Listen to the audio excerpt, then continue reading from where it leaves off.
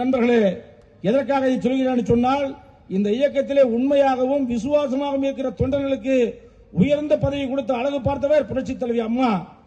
அதன் வழியே அண்ணன் எடப்பாடி அவர்கள் தாய் 8 அடி பாய்ந்தால் குட்டி 14 அடி பாயும் என்று சொல்வார்களே, அதை போல அண்ணன் எடப்பாடி அவர்களும் சாதாரண எளிய தொண்டனை உயர்ந்த பதவி கொடுத்து அழகு பார்த்துக் கொண்டிருப்பார்கள் எடப்பாடி என்று சொல்லிக்கொள்ள நண்பர்களே.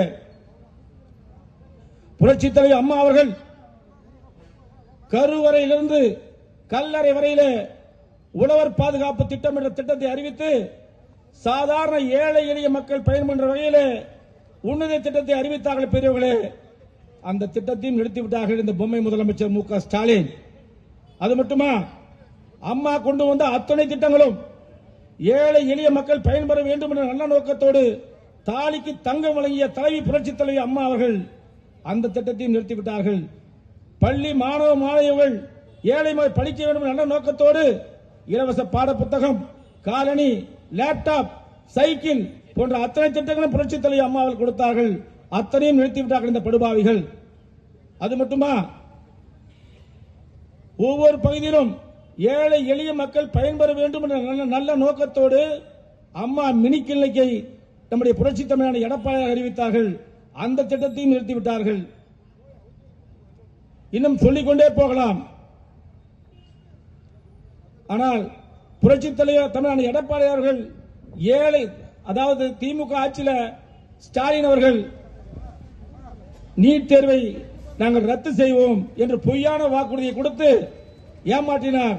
ஆனால் சாமானிய முதல்வர் ஏழை எளிய மக்கள் பயன்பெற வேண்டும் என்ற நல்ல நோக்கத்தோடு 7.5 இடஒதுக்கீடை கொடுத்து சாதாரண எளிய மக்களும் மருத்துவராகலாம் என்ற கனவை நனவாக்கி எங்கள் அயோத்தியா பட்டணம் ஒன்றியத்தில் மட்டும் 50 டாக்டரை உருவாக்கிய பெருமை அண்ணன் எடப்பாடியாரை சாரும். திராவிட முன்னேற்ற கழகத்துக்காக கேட்கிறேன், ஏதாவது ஒரு திட்டத்தை சொல்லுகிற திட்டம் உங்கள் திட்டமா இருக்குமா?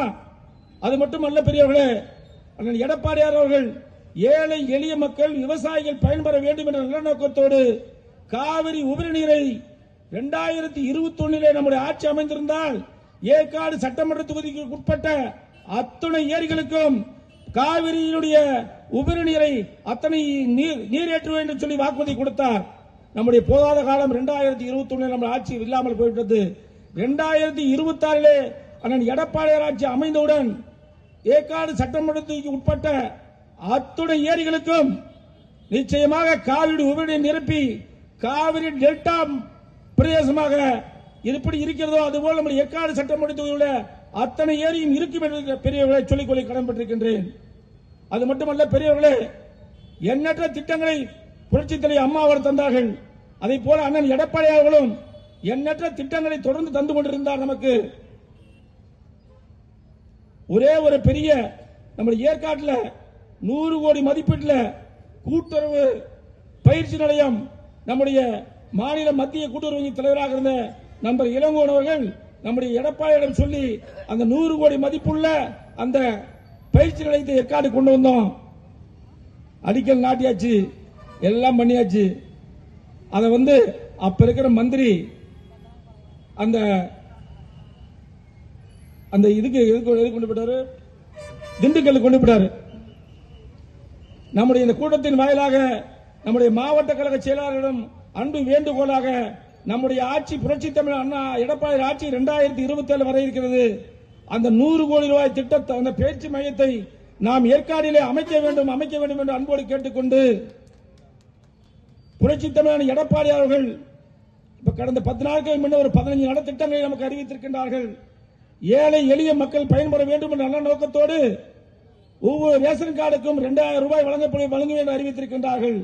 அது மட்டுமல்ல, வீடே இல்லாத சாதாரண ஏழை எளிய மக்கள் பயன்பெற வேண்டும் என்ற நோக்கத்தோடு அம்மா இல்ல திட்டம், வீடே இல்லாதவர்களுக்கு வீடு வழங்குகின்ற அம்மா இல்ல திட்டத்தை தெரிந்திருக்கிறார்கள். அது மட்டுமல்ல, ஆதி திராவிடர் அருந்தையில் வசிக்கின்ற 4 பேர் அந்த வீட்டில் வசித்தார்கள் என்று சொன்னால், அப்பா அம்மாவுக்கு அந்த வீட்டை வித்துட்டு மீதி எல்லாருமே மீதி இருக்கிற 3 பேர் இருந்தாலும் 3 பேருக்குமே அரசாங்கமே இடம் வாங்கி வீடு கட்டி தரப்படும் என்று புரட்சி தமிழர் எடப்பாடி அறிவித்திருக்கின்றார்கள். அது மட்டுமல்ல, பொங்கல் தொகுப்புடன் ரூபாய் 1000 வழங்கப்படும் என்று சொல்லியிருக்கிறார்கள். எனக்கு முன்னே நல்ல பல கருத்துக்களை நம்முடைய திட்டத்தெல்லாம் தம்பி சதீஷ் அவர்கள் சொல்லி சென்றிருக்கின்றார்கள். பெரியவர்களே, புரட்சி தலைவர் அம்மா அவர்கள் சொன்னது போல எனக்கு பின்னும் இன்னும் எத்தனை நூற்றாண்டுகள் இருந்தாலும் அனைத்து இந்திய அண்ணா திராவிட முன்னேற்ற கழகம் மக்களுக்காகவே இயங்கும் என்று சொல்லியிருக்கிறார்கள். உங்களை நம்பி நம்முடைய ஏற்காடு சட்டமன்ற தொகுதியை பொறுத்த வரைக்கும் 2011 அனைத்து இந்திய அண்ணா திராவிட முன்னேற்ற கழகம் மாபெரும் வெற்றி. 2014 85,000 வாக்கு வித்தியாசத்திலே மீண்டும் வெற்றி. 2016 அனைத்து இந்திய அண்ணா திராவிட முன்னேற்ற கழகம் வெற்றி. 2021 அனைத்து இந்திய அண்ணா திராவிட முன்னேற்ற கழகம் புரட்சி தலைவர் அம்மா இருந்ததை விட 25,000 வாக்குகள் வித்தியாசத்தில் வெற்றி. 2026 புரட்சி தலைவர் எடப்பாடி அவர்கள் யாரை கை நீட்டுகிறார்களோ அவருக்கு அதிக வாக்கு வித்தியாசத்தில் வெற்றி பெற நாம் அனைவரும் சிறப்பாக பணியாற்றி வெற்றி பெற செய்ய வேண்டும் என்று ஒவ்வொரு பணியோடு கேட்டுக்கொண்டு வருகை தந்து சிறப்பித்த அத்தனை நல்ல உள்ளங்களுக்கும் அயோத்தியா பட்டணம் ஒன்றிய கழகத்தின் சார்பாகவும் என்னுடைய சார்பாகவும் நெஞ்சார்ந்த நன்றி தெரிவித்துக் கொண்டு வாழ்க புரட்சி தலைவர் எடப்பாடியார், வெல்க அனைத்து இந்திய அண்ணா திராவிட முன்னேற்ற கழகம், வாழ்க புரட்சி தலைவர் அம்மாவின் புகழ் என்று சொல்லி விடைபெறுகிறேன். நன்றி, வணக்கம்.